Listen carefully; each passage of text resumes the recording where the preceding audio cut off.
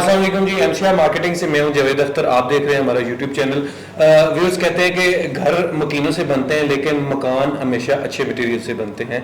हमने हमेशा आपको कंसल्टेंसी प्रोवाइड की कि आपको प्लॉट कैसा लेना चाहिए, आपको प्लॉट कहाँ लेना चाहिए, प्लॉट लेते वक्त किन चीज़ों का ख्याल रखना चाहिए। आज एक उसी सिलसिले की एक कड़ी को हम आगे बढ़ाने की कोशिश कर रहे हैं, आपको बताने लगे हैं कि आप प्लॉट को जब घर में कन्वर्ट करते हैं तो आपको किन किन चीज़ों का ख्याल रखना चाहिए या आप कैसे एक आइडियल घर बना सकते हैं।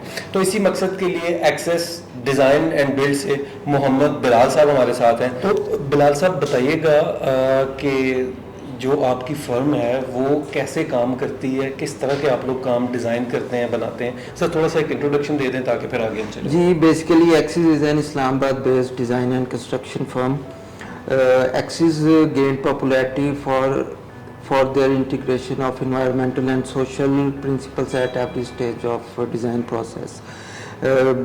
Axis के बहुत से लोकल और ओवरसीज़ क्लाइंट हैं. हम हाई राइज बिल्डिंग्स, रेजिडेंशियल और ये सब प्रोजेक्ट्स हमारे पाइपलाइन में चलते रहते हैं. जी बहुत शुक्रिया.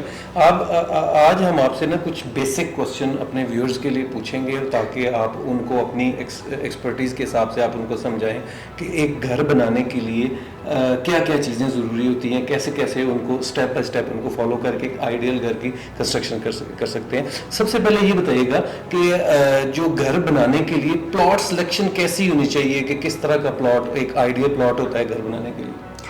जी देखें, प्लॉट जिसने घर बनाना है वो अपनी लाइफ टाइम इन्वेस्टमेंट कर रहा है, तो उसके लिए प्लॉट उसको ऐसी लोकेशन पे लेना चाहिए कि जहाँ से सारी उसको हॉस्पिटल्स, कमर्शियल हर किस्म की एक्सेस उसको इजी हो.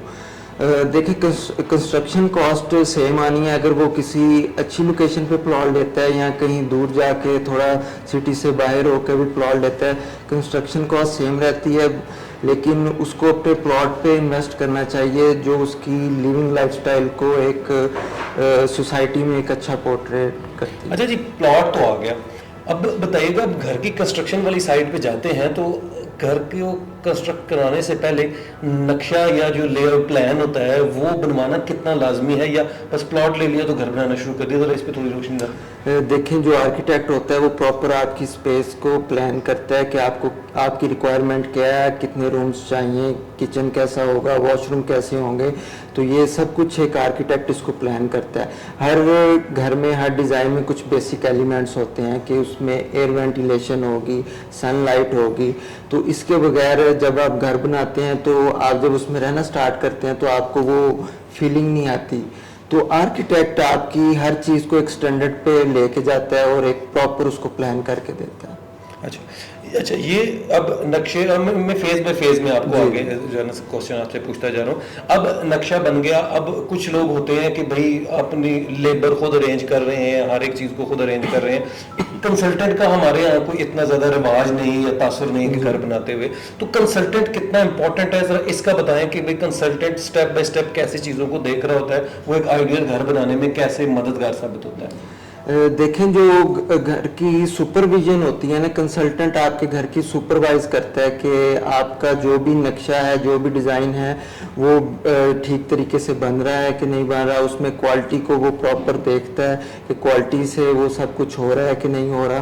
तो अगर आप एक अच्छा सिविल कॉन्ट्रैक्टर हायर करते हैं तो ये आपके पूरे डिज़ाइन को एक रीबाउंडिंग सक्सेस की तरफ ले जाता है.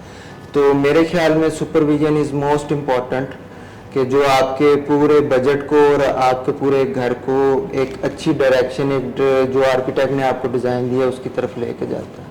अच्छा बिलाल साहब, ये बताइएगा कि जो दो तरह की जो कंस्ट्रक्शन होती है, जहाँ तक हमारी समझ है कि एक डोमेस्टिक कंस्ट्रक्शन होती है और एक कमर्शियल कंस्ट्रक्शन होती है जो हाई राइज वगैरह होते हैं. इनके मटेरियल में कोई फ़र्क होता है कि नहीं, ज़रा थोड़ा सा. नहीं, ये डोमेस्टिक नहीं, एक कमर्शियल कंस्ट्रक्शन हो गई और एक रेजिडेंशियल कंस्ट्रक्शन हो गई. जो कमर्शियल स्ट्रक्चर होती है, commercial structure needs to stand with higher load, and residential structures are made to cater a limited amount of people. So जो commercial structures होते हैं उसके स्पैन काफ़ी बड़े होते हैं, तो उसमें स्टील की जो यूजेज है वो 60 ग्रेड का होता है, और जो रेजिडेंशियल होता है उसमें मैक्सिमम लोग 40 ग्रेड का स्टील यूज़ करते हैं. तो यही डिफरेंस होता है. बाकी सीमेंट और सैंड तो सेम ही होती है। यानी कि एक अच्छा कंसल्टेंट घर बनाते हुए हमारे पास हो तो वो हमें गाइड करेगा, ये ना हो कि भाई वो एक हाई राइज का मटेरियल उठा के हम रेजिडेंशियल पे ना लगा रहे हो, या 5 मरले का घर है उधर आप हाई राइज का मटेरियल लगा रहे हो, तो ये वेस्टेज ऑफ रिसोर्स हो जी ऐसा ही है। 5 मरले के घर में अगर आप 60 ग्रेड यूज़ कर रहे हैं स्टील, तो मेरा नहीं ख्याल कि वो कोई आपके वो सिर्फ एक्सपेंस के ऊपर लेके जाएगा, नथिंग एल्स। अच्छा बिलाल साहब, अगला क्वेश्चन है, काफ़ी इंटरेस्टिंग है, काफ़ी कॉमन एक प्रॉब्लम है हमारे यहाँ जो भी कंस्ट्रक्शन हो रही होती है, कि जो घर नए बनते हैं उधर भी जो पुरानों में तो होता ही है, जो सीपेज है जो सेम आ जाती है, जिससे वो घर बड़ा बुरा सा लगता है, कमरे जिधर जाओ तो वो एक बुरी सी फीलिंग आ रही होती है। तो ड्यूरिंग कंस्ट्रक्शन कोई ऐसी रेमेडीज हैं कि इन चीज़ों से बचा जा सके, इनको अवॉइड किया जा सके? जी एक फाउंडेशन के ऊपर एक लेयर डालते हैं डीपीसी, जिसे डैम्प प्रूफ कोर्स करते हैं।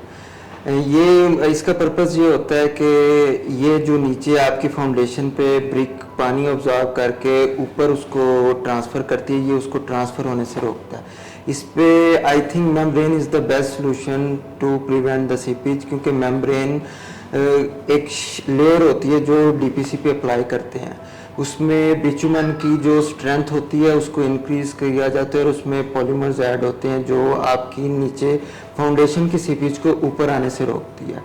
और इसकी दूसरी जो मेन रीज़न होती है, आपकी प्लम्बिंग फॉल्ट्स होते हैं, आपके प्लम्बिंग जॉइंट्स होते हैं जो डिफरेंट जगह से लीकेज हो जाती है। अगर आपका प्लम्बर अच्छा नहीं है तो आपने घर पे जितना मर्जी पैसा इन्वेस्ट किया वो सब वेस्ट है, क्योंकि प्लम्बर आपके घर को आबाद भी रखता है और ख़राब भी कर देता है, क्योंकि हर दीवार में जब सीपी जाएगी तो उसका ट्रीटमेंट करना इट्स नॉट ईजी।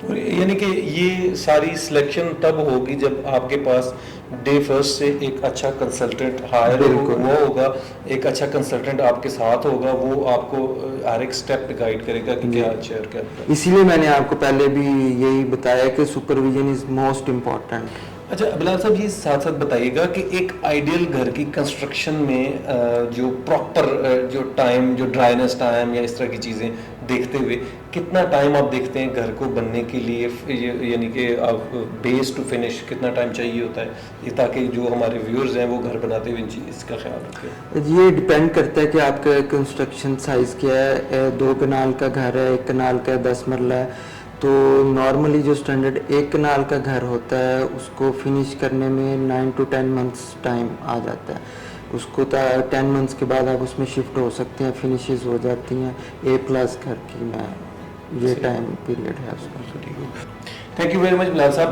बिलाल साहब के टाइम का शुक्रिया कि उन्होंने एक छोटे से ट्यूटोरियल के लिए टाइम निकाला, आप लोगों की अवेयरनेस के लिए, आप लोगों को बताने के लिए कि घर बनाते हुए या कंस्ट्रक्शन करते हुए आप लोगों को किन चीज़ों का ख्याल रखना चाहिए। फर्दर आपको किसी भी किस्म की गाइडेंस चाहिए, स्क्रीन पे नंबर आ रहे हैं, बिलाल साहब की फर्म का भी नंबर आ रहा है, आप इनसे भी रब्ता कर सकते हैं, हमारे साथ भी रब्ता कर सकते हैं। हम आपको बता देंगे कि आपने किसी भी किस्म की डिज़ाइनिंग और बिल्डिंग में कोई सुपरविजन आपको चाहिए होगी तो इंशाल्लाह वो आपको प्रोवाइड की जाएगी। अगर आपने ये वीडियो पहली दफ़ा देखी है, इस चैनल को सब्सक्राइब करें ताकि ये वीडियो, इससे पहले वाली वीडियोस और आगे आने वाली वीडियोस भी आपको मिलती रहें, और कमेंट करके हमें ज़रूर बताएं कि ये वीडियो आपको कैसी लगी। इंशाल्लाह नेक्स्ट किसी वीडियो में आपसे मिलेंगे, तब तक के लिए अल्लाह हाफ़िज़।